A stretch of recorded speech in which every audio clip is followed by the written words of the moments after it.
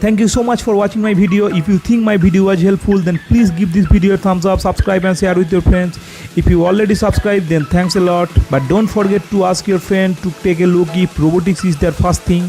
Please leave a comment below for suggestions, ideas and things you want to see on this channel. Bye now, take care and see you on the next episode of Chandrabotics.